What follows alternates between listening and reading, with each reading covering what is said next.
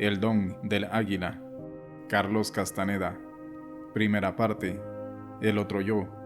Capítulo 1. La fijeza de la segunda atención. Era de tarde cuando llegué a donde vivían la gorda y las hermanitas. La gorda estaba sola, sentada afuera de la puerta, contemplando las montañas distantes. Se pasmó al verme. Me explicó que había estado completamente absorta y que en un momento estuvo a punto de recordar algo muy vago y que tenía que ver conmigo. Esa noche, después de cenar, la gorda, las tres hermanitas, los tres Genaros y yo nos sentamos en el suelo del cuarto de la gorda. Las mujeres se acomodaban juntas. Por alguna razón, aunque tenía la misma familiaridad con cada uno de ellos, había inconscientemente elegido a la gorda como recipiente de toda mi atención. Era como si los demás no existieran para mí. Especulé que quizá se debía a que la gorda me recordaba a don Juan y los demás no. Existía algo gracioso en ella, pero esa gracia no se hallaba tanto en sus acciones como en mis sentimientos hacia ella. Querían saber qué estuve haciendo antes de llegar. Les dije que acababa de estar en la ciudad de Tula, Hidalgo, donde había visitado las ruinas arqueológicas. Me impresionó notablemente una hilera de 4 colosales figuras de piedra, con forma de columna, llamadas los Atlantes, que se hallaban en la parte superior plana de una pirámide. Cada una de esas figuras casi cilíndricas, que miden 5 metros de altura y 1 de diámetro, está compuesta de 4 distintas piedras de basalto, talladas para representar lo que los arqueólogos creen ser guerreros toltecas, que llevan su parafernalia guerrera. A unos 7 metros detrás de cada uno de los atlantes se encuentra otra hilera de 4 columnas rectangulares de la misma altura y anchura de las primeras, también hechas con 4 piezas distintas de piedra. El impresionante escenario de los Atlantes fue encarecido aún más para mí por lo que me contó el amigo que me había llevado al lugar. Me dijo que un guardián de las ruinas le reveló que él había oído durante la noche caminar a los Atlantes, de tal forma que debajo de ellos el suelo se sacudía. Pedí comentarios a los Genaros. Se mostraron tímidos y emitieron risitas. Me volví a la gorda, que se hallaba sentada junto a mí, y le pedí directamente su opinión. «Yo nunca he visto esas figuras», aseguró. «Nunca he estado en Tula. La mera idea de ir a ese pueblo me da miedo». «¿Por qué te da miedo, gorda?», pregunté. «A mí me pasó una cosa muy rara en las ruinas del Monte Albán, en Oaxaca», contestó. «Yo me iba mucho a andar por esas ruinas, a pesar de que el nahual Juan Matus me dijo que no pusiera un pie allí. No sé por qué, pero me encantaba ese lugar. Cada vez que llegaba a Oaxaca, iba allí. Como a las viejas que andan solas siempre las molestan, por lo general iba con Pablito, que es muy atrevido. Pero una vez fui con Néstor, y él vio un destello en el suelo. Cavamos un poco y encontramos una piedra muy extraña, que cabía en la palma de mi mano. Habían hecho un hueco bien torneado en la piedra. Yo quería meter el dedo ahí y ponérmela como anillo, pero Néstor no me dejó. La piedra era suave y me calentaba mucho la mano. No sabía qué hacer con ella. Néstor la puso dentro de su sombrero y la cargamos como si fuera un animal vivo. Todos empezaron a reír. Parecía haber una broma oculta en lo que la gorda me decía. «¿A dónde la llevaste?», le pregunté. «La trajimos aquí, a esta casa», respondió, y esa aseveración generó risas incontenibles a los demás. Tosieron y se ahogaron de reír.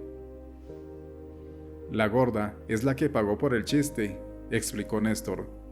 «Tienes que verla como es, terca como una mula. El nahual ya le había dicho que no se metiera con piedras o con huesos o con cualquier cosa que encontrara enterrada en el suelo, pero ella se escurría como ladrón cuando él no se daba cuenta. y recogía toda clase de porquerías. Ese día, en Oaxaca, la gorda se emperró en que debíamos llevarnos esa maldita piedra. Nos subimos con ella al camión y la trajimos hasta aquí, hasta este pueblo, y luego hasta este mismo cuarto. El Nahual y Genaro estaban de viaje, prosiguió la gorda. Me sentí muy audaz, metí el dedo en el agujero y me di cuenta de que esa piedra había sido cortada para llevarla en la mano. Ahí nomás empecé a sentir lo que sentía el dueño de esa piedra. Era una piedra de poder. Me puso de mal humor. Me entró miedo. Sentía que algo horrible se escondía en lo oscuro de la casa, algo que no tenía ni forma ni color. No podía quedarme sola. Me despertaba pegando gritos, y después de un par de días, ya nomás no pude ni dormir. Todos se turnaban para acompañarme, de día y de noche. Cuando el Nahual y Genaro regresaron, dijo Néstor, el Nahual me mandó con Genaro a poner de nuevo la piedra en el lugar exacto donde había estado enterrada. Genaro se llevó 3 días en localizar el lugar exacto, y lo hizo. ¿Y a ti, gorda, qué te pasó después de eso?, pregunté. El Nahual me enterró. Durante 9 días estuve desnuda dentro de un ataúd de tierra. Entre ellos tuvo lugar una explosión de risa. El Nahual le dijo que no podía salirse de allí, explicó Néstor. La pobre gorda tenía que mear y hacer caca dentro del ataúd. El Nahual la empujó dentro de una caja que hizo con ramas y lodo. Había una puertita de un lado para la comida y el agua. Todo lo demás estaba sellado. ¿Por qué te enterró?, indagué. Es la única forma de proteger a cualquiera, sostuvo Néstor.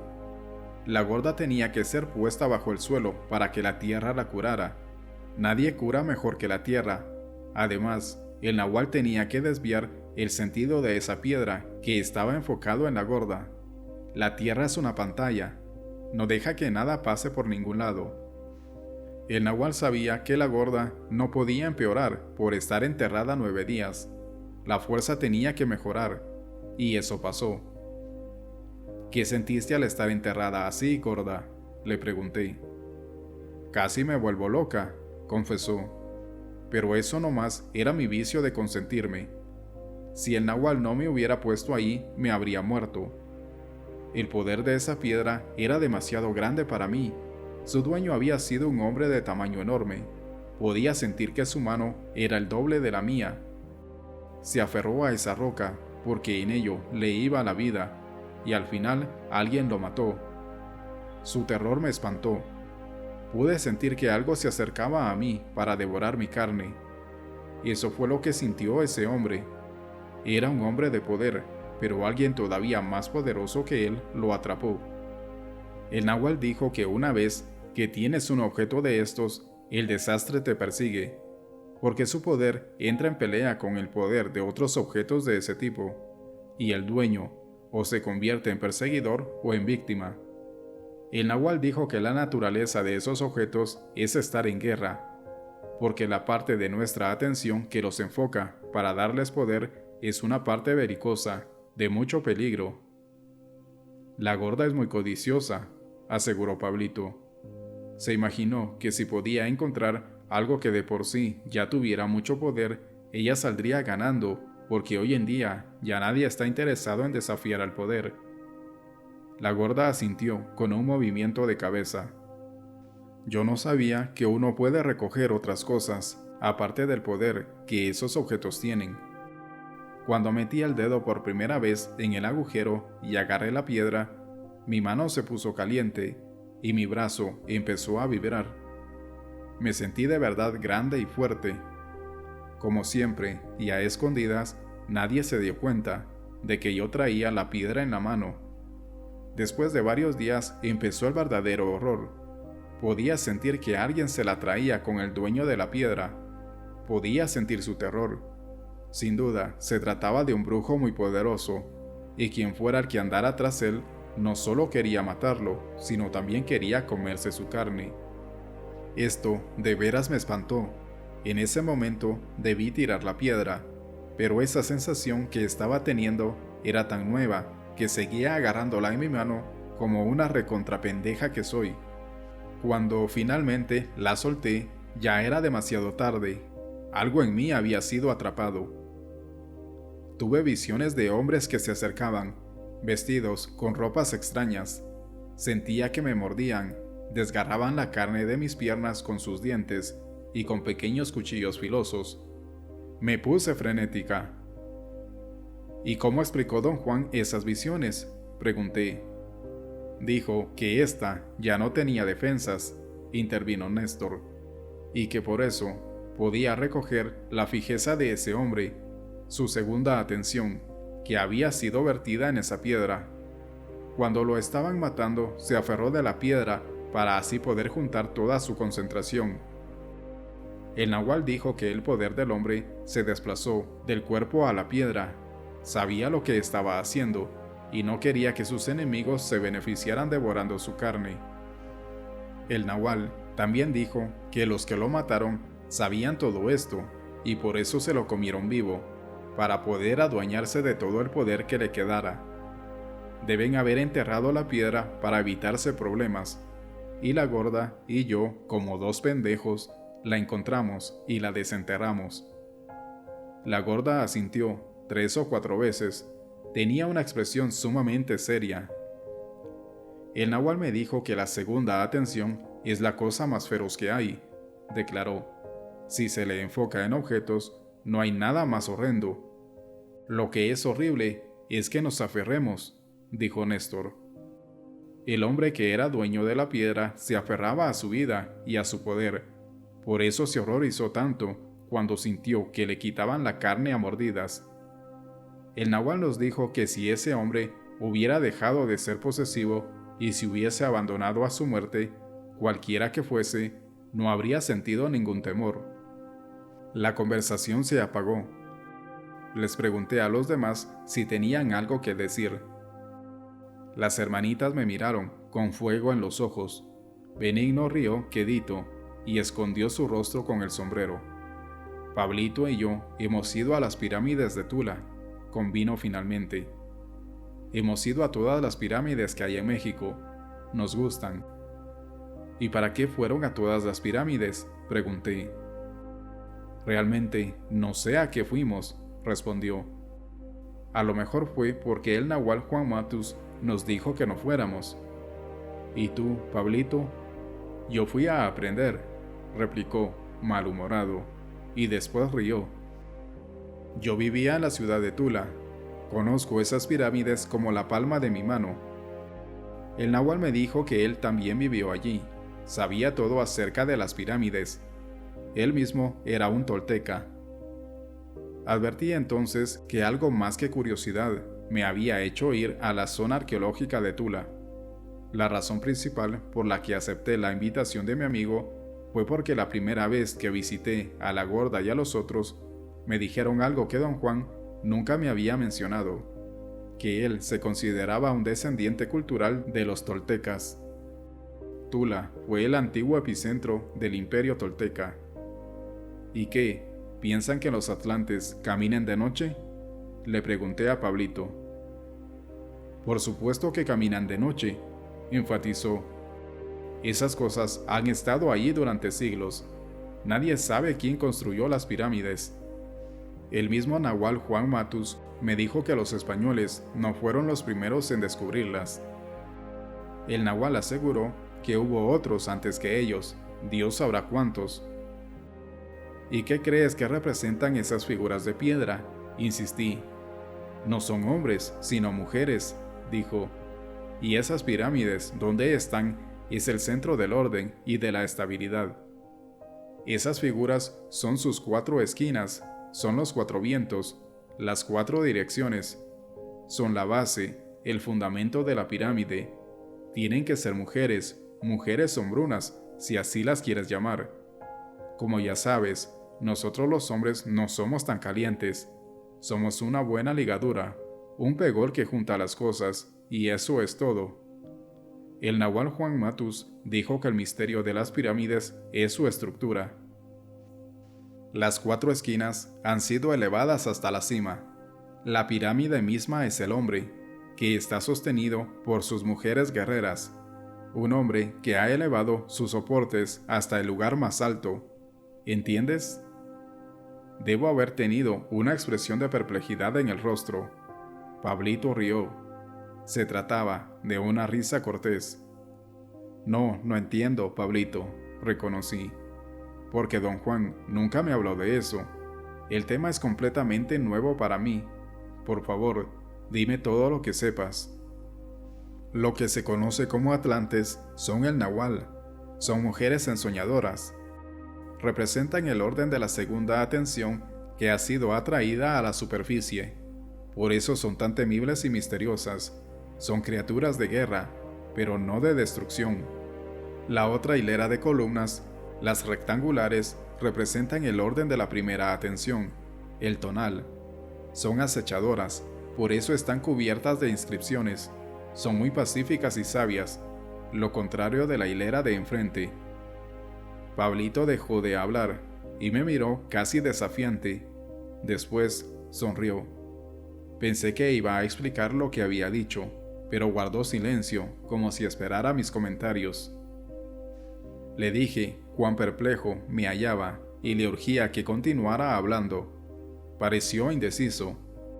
Me miró un momento y respiró largamente. Apenas había comenzado a hablar cuando las voces de los demás se alzaron en un clamor de protestas. El nahual ya nos explicó todo eso a nosotros, advirtió la gorda, impacientemente. ¿Por qué tienes que hacerlo repetir? Traté de hacerles comprender que en verdad yo no tenía la menor idea de lo que hablaba Pablito. Le rogué que continuara con su explicación. Surgió otra oleada de voces que hablaban al mismo tiempo. A juzgar por la manera como las hermanitas me fulminaban con la mirada, se estaban encolerizando aún más, Lidia en especial. No queremos hablar de esas mujeres, objetó la gorda con un tono conciliatorio. No más de pensar en las mujeres de la pirámide nos ponemos muy nerviosas. ¿Qué les pasa a todos ustedes?, pregunté. ¿Por qué actúan así? No sabemos, respondió la gorda. Es nomás una sensación que nos da a todos, una sensación muy inquieta. Todos estábamos muy bien hasta hace un rato, cuando empezaste a preguntar sobre esas mujeres. Las aseveraciones de la gorda fueron como una señal de alarma. Todos ellos se pusieron de pie y avanzaron amenazantes hacia mí, hablando muy fuerte. Me tomó un buen rato calmarlos y hacer que volvieran a tomar asiento. Las hermanitas se hallaban muy molestas y su mal humor parecía influenciar el de la gorda. Los 3 hombres mostraban mayor control. Me enfrenté a Néstor y le pedí, lisa y llanamente, que me explicara por qué las mujeres se habían agitado tanto. Era obvio que yo me hallaba, involuntariamente, haciendo algo que las exasperaba. Yo verdaderamente no sé lo que es, respondió. Y es que ninguno de nosotros aquí sabe lo que nos sucede. Todo lo que sabemos es que nos sentimos mal y nerviosos. ¿Y es porque estamos hablando de las pirámides?, le consulté. Debe ser por eso, respondió, sombrío. Yo mismo no sabía que esas figuras fuesen mujeres. Claro que lo sabías, idiota, exclamó Lidia. Néstor pareció intimidarse ante ese estallido. Retrocedió y me sonrió mansamente. A lo mejor lo sabía, concedió. Y estamos pasando por un periodo muy extraño en nuestras vidas. Ya ninguno de nosotros puede estar seguro de nada. Desde que llegaste a nuestras vidas, ya no nos conocemos a nosotros mismos. Un humor muy opresivo nos poseyó. Insistí en que la única manera de ahuyentarlo era hablando de esas misteriosas columnas de las pirámides. Las mujeres protestaron acaloradamente. Los hombres se mantuvieron en silencio.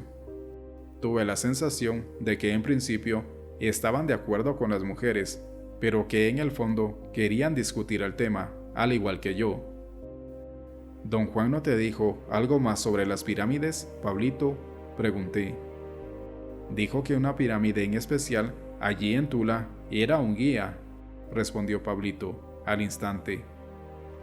Del tono de su voz deduje que en realidad tenía deseos de hablar, y la intención que prestaban los demás aprendices me convenció de que secretamente todos ellos querían intercambiar opiniones. El náhuatl dijo que era un guía que llevaba a la segunda atención, continuó Pablito, pero que fue saqueada y todo se destruyó. Me contó que algunas de las pirámides eran gigantescos noaceres. No eran sitios de alojamiento, sino lugares para que los guerreros hicieran su ensueño y ejercitaran su segunda atención. Todo lo que hacían se registraba con dibujos y figuras que esculpían en los muros. Después debe haber llegado otro tipo de guerrero, una especie que no estaba de acuerdo con lo que los brujos de la pirámide hicieron con su segunda atención, y que destruyó la pirámide con todo lo que allí había. El náhuatl creía que los guerreros debieron ser guerreros de la tercera atención, así como él mismo era. Guerreros que se horrorizaron con lo maligno que tiene la fijeza de la segunda atención. Los brujos de las pirámides estaban excesivamente ocupados con su fijeza para darse cuenta de lo que ocurría. Cuando lo hicieron, ya era demasiado tarde. Pablito tenía público. Todos en el cuarto, incluyéndome a mí, estábamos fascinados con lo que nos relataba. Pude comprender las ideas que presentaba, porque don Juan me las llegó a explicar. Don Juan me había dicho que nuestro ser total consiste en dos segmentos perceptibles. El primero es nuestro cuerpo físico, que todos nosotros podemos percibir. El segundo es el cuerpo luminoso, que es un capullo que solo los videntes pueden percibir y que nos da la apariencia de gigantescos huevos luminosos. También me dijo que una de las metas más importantes de la brujería era alcanzar el capullo luminoso. Una meta que se logra a través del sofisticado uso del ensueño y mediante un esfuerzo riguroso y sistemático que él llamaba no hacer. Don Juan definía no hacer como un acto insólito que emplea a nuestro ser total forzándolo a ser consciente del segmento luminoso. Para explicar estos conceptos, don Juan hizo una desigual división tripartita de nuestra conciencia. A la porción más pequeña la llamó primera atención, y dijo que era la conciencia que toda persona normal ha desarrollado para enfrentarse al mundo cotidiano. Abarca la conciencia del cuerpo físico. A otra porción más grande la llamó la segunda atención, y la describió como la conciencia que requerimos para percibir nuestro capullo luminoso y para actuar como seres luminosos.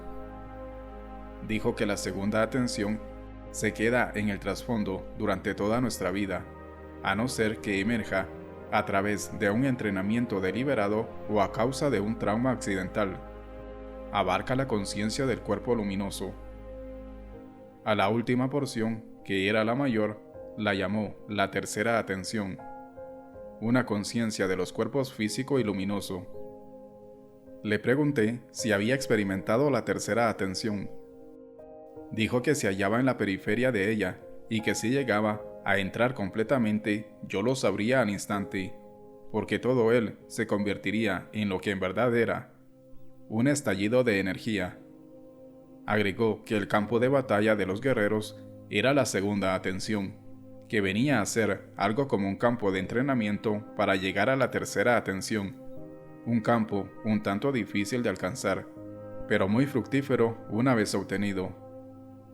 Las pirámides son dañinas, continuó Pablito, en especial para los brujos, desprotegidos como nosotros, pero son todavía peores que guerreros sin forma, como la gorda.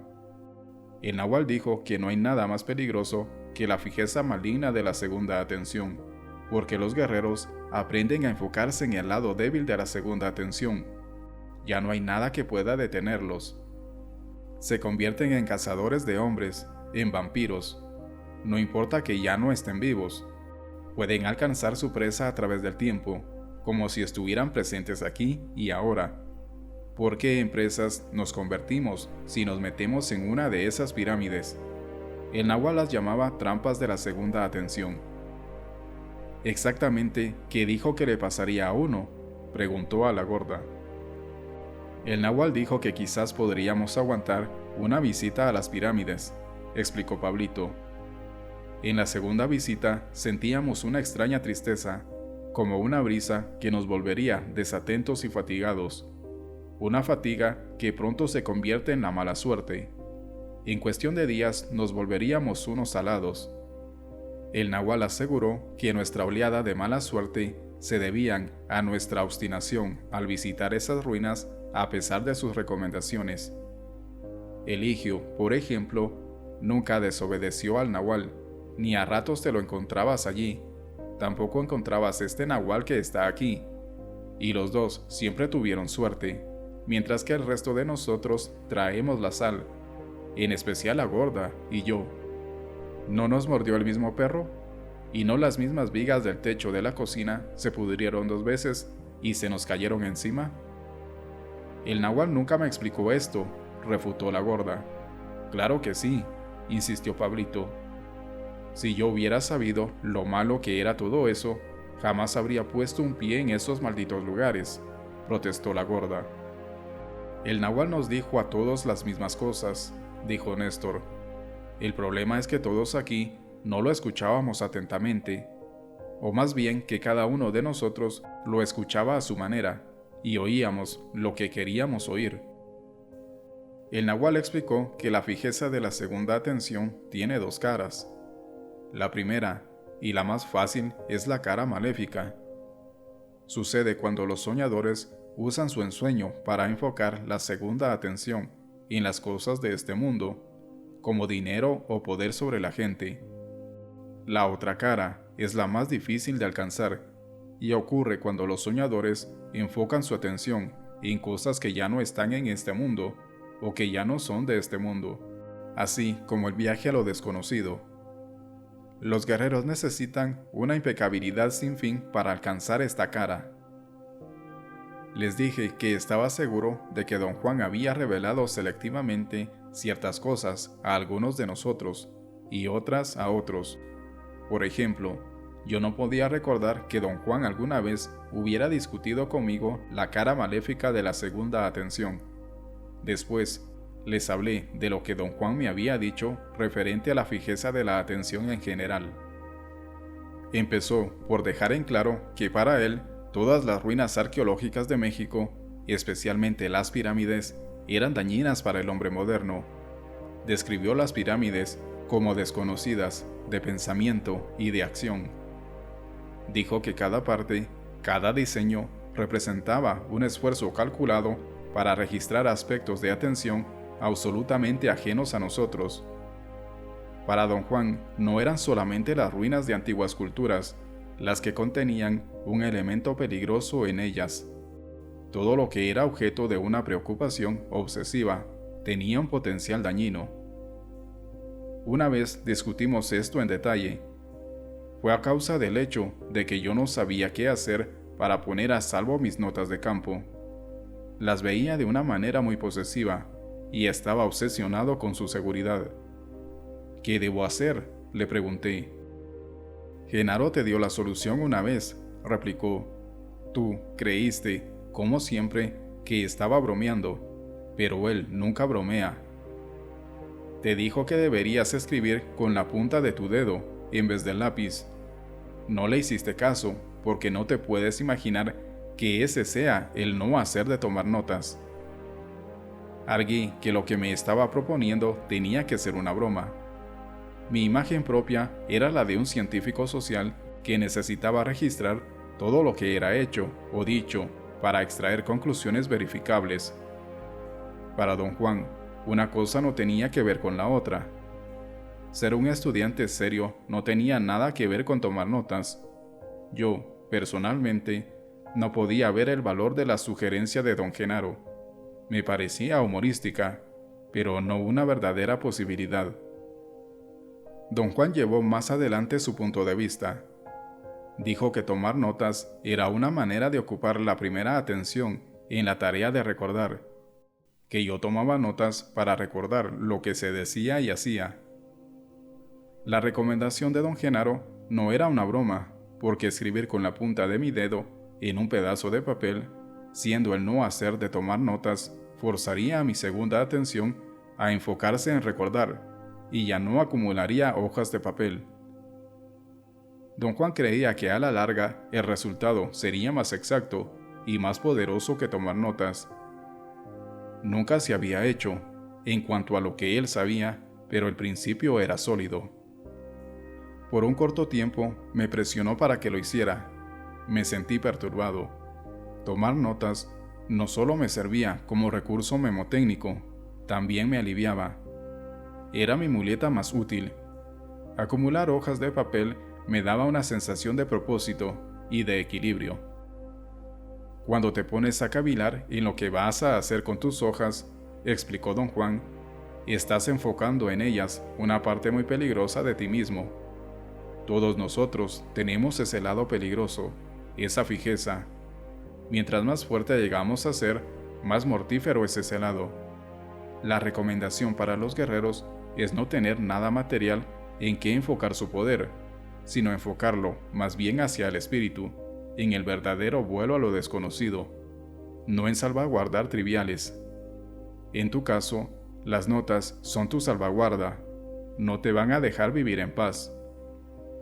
Yo creía seriamente que no había manera alguna sobre la faz de la tierra que me disociara de mis notas, pero don Juan concibió una tarea para llevarme a ese fin. Dijo que para que alguien que era tan posesivo como yo, el modo más apropiado de liberarme de mis cuadernos de notas sería revelándolos, echándolos a lo abierto, escribiendo un libro. En esa época pensé que esa era una broma mayor aún que tomar notas con la punta del dedo. Tu compulsión de poseer y aferrarte a las cosas no es única, sostuvo. Todo aquel que quiere seguir el camino del guerrero, el sendero del brujo, tiene que quitarse de encima esa fijeza. Mi benefactor me dijo que hubo una época en que los guerreros sí tenían objetos materiales en los que concentraban su obsesión, y eso daba lugar a la pregunta de cuál objeto sería más poderoso, o el más poderoso de todos. Retazos de esos objetos aún existen en el mundo, las trazas de esa contienda por el poder. Nadie puede decir qué tipo de fijeza habrán recibido esos objetos. Hombres infinitamente más poderosos que tú virtieron todas las facetas de su atención en ellos. Tú apenas empiezas a desparramar tu minúscula preocupación en tus notas. Todavía no has llegado a otros niveles de atención. Piensa en lo horrible que sería si al final de tu sendero de guerrero te encontraras cargando tus bultos de notas en la espalda. Para ese entonces, las notas estarían vivas, especialmente si aprendieras a escribir con la punta del dedo, y todavía tuvieras que apilar hojas. Bajo esas circunstancias, no me sorprendería que alguien encontrara tus bultos caminando solos. Para mí, es fácil comprender por qué el nahual Juan Matus no quería que tuviéramos posesiones, señaló Néstor, después de que concluí de hablar. Todos nosotros somos ensoñadores. No quería que enfocáramos nuestro cuerpo de ensueño en la cara débil de la segunda atención. Yo no entendí sus maniobras en aquellos días. Me chingaba el hecho de que me hizo deshacerme de todo lo que tenía. Pensé que era injusto. Creí que estaba tratando de evitar que Pablito y Benigno me tuvieran envidia, porque ellos no poseían nada. En comparación, yo era pudiente. En esa época, yo no tenía idea de que el nahual estaba protegiendo mi cuerpo de ensueño. Don Juan me había descrito el ensoñar de diversas maneras. La más oscura, ahora me parece que lo define mejor. Dijo que ensoñar intrínsecamente es el no hacer de dormir. En ese sentido, el ensueño permite al practicante el uso de esa porción de su vida que se pasa en el sopor. Es como si los ensoñadores ya no durmiesen, y sin embargo, esto no resulta en ninguna enfermedad.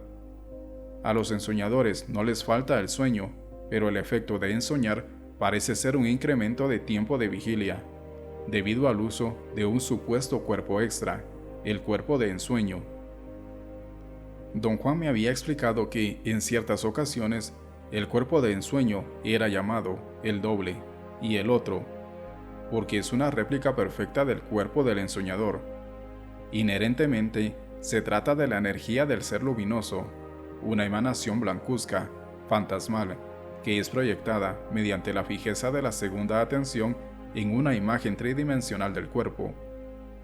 Don Juan me advirtió que el cuerpo de ensueño no es un fantasma, sino que es tan real como cualquier cosa con la que tratamos en el mundo. Dijo que, inevitablemente, la segunda atención es empujada a enfocar nuestro ser total como campo de energía, y que transforma esa energía en cualquier cosa apropiada. Lo más fácil, por supuesto, es la imagen del cuerpo físico, con lo cual estamos completamente acostumbrados en nuestras vidas diarias, gracias al uso de nuestra primera atención. Lo que canaliza la energía de nuestro ser total para producirse cualquier cosa que pueda hallarse dentro de los límites de lo posible es conocido como voluntad. Don Juan no podía decir cuáles eran esos límites, salvo que al nivel de seres luminosos, nuestro alcance es tan amplio que resulta vano tratar de establecer límites, de modo que la energía de un ser luminoso puede transformarse en cualquier cosa mediante la voluntad. El Nahual aseguró que el cuerpo de ensueño se mete y se engancha en cualquier cosa, expuso Benigno. No tiene juicio. Me dijo que los hombres son más débiles que las mujeres porque el cuerpo de ensueño de un hombre es más posesivo. Las hermanitas demostraron su acuerdo al unísono con un movimiento de cabeza. La gorda me miró y sonrió. El Nahual me dijo que tú eres el rey de los posesivos, intervino. Genaro decía que hasta te despides de tus mojones cuando se los lleva el río. Las hermanitas se revolcaron de risa. Los Genaros hicieron obvios esfuerzos por contenerse. Néstor, que se hallaba sentado junto a mí, me palmeó la rodilla. El Nahual y Genaro nos contaban historias sensacionales de ti, dijo. Nos entretuvieron durante años con las historias de un tipo raro que conocían. Ahora sabimos que se trataba de ti. Sentía una oleada de vergüenza. Era como si don Juan y don Genaro me hubieran traicionado, riéndose de mí en frente de los aprendices. La tristeza me envolvió. Empecé a protestar. Dije en voz alta que a ellos los habían predispuesto en mi contra para tomarme como un tonto. No es cierto, dijo Benigno. Estamos muy contentos de que estés con nosotros. ¿Estamos?, replicó mordazmente Lidia. Todos se enredaron en una discusión acalorada. Los hombres y las mujeres se habían dividido. La gorda no se unió a ningún grupo. Permaneció sentado junto a mí, mientras los otros se ponían en pie y gritaban. Estamos pasando por momentos difíciles, susurró la gorda. Hemos hecho bastante ensueño, y sin embargo, no es suficiente para lo que necesitamos. ¿Qué necesitan ustedes, gorda?, pregunté. No sabemos. Todos tenían la esperanza de que tú nos lo dijeras. Las hermanitas y los Genaros tomaron asiento nuevamente para escuchar lo que la gorda me decía. Necesitamos un líder, continuó ella. Tú eres el Nahual, pero no eres líder. Toma tiempo llegar a ser un Nahual perfecto, proclamó Pablito. El Nahual Juan Matus me dijo que él mismo fue un fracaso en su juventud, hasta que algo lo sacó de su complacencia. No lo creo, gritó Lidia. A mí nunca me dijo eso. A mí me dijo que era un tarugo, añadió la gorda, en voz baja. El Nahual me contó que en su juventud era un salado igual que yo, precisó Pablito. Su benefactor también le requirió que jamás pusiera el pie en esas pirámides, y no más por eso, prácticamente vivía allí hasta que lo corrió una horda de fantasmas. Al parecer, nadie conocía esa historia. Todos se avivaron. Eso se me había olvidado completamente, comentó Pablito. Hasta ahorita lo acabo de recordar. Fue como lo que le pasó a la gorda. Un día, después de que el nahual finalmente se había convertido en un guerrero sin forma, la fijeza maligna de esos guerreros que habían hecho sus ensueños y otros no haceres en las pirámides se le vinieron encima. Lo encontraron cuando trabajaba en el campo. Me contó que vio que una mano salía de la tierra floja, de un surco fresco, para agarrarle el vuelo de sus pantalones. Él creyó que se trataba de un compañero trabajador que había sido enterrado accidentalmente. Trató de desenterrarlo. Entonces se dio cuenta de que estaba metiendo las manos en un ataúd de tierra y que había un hombre enterrado allí. Era un hombre muy delgado y moreno y no tenía pelo. Frenéticamente, el nahual trató de componer el ataúd de tierra. No quería que sus compañeros vieran lo que estaba pasando, ni tampoco quería hacer daño al hombre desenterrándolo contra su voluntad. Se puso a trabajar tan duro que ni siquiera se dio cuenta que los demás trabajadores lo estaban rodeando. Para entonces, el nahual dijo que el ataúd de tierra se había deshecho y que el hombre moreno se encontraba tendido en el suelo, desnudo. Trató de ayudarlo a levantarse y pidió a los hombres que le dieran una mano. Se rieron de él, pensaron que estaba borracho, que le había dado el delirium tremens, porque allí, en ese campo, no habían ni hombre, ni ataúd de tierra, ni nada por el estilo. El nahual dijo que se quedó aterrado, pero que no se atrevió a contarle a su benefactor nada de eso. No importó, porque en la noche toda una banda de fantasmas llegó por él.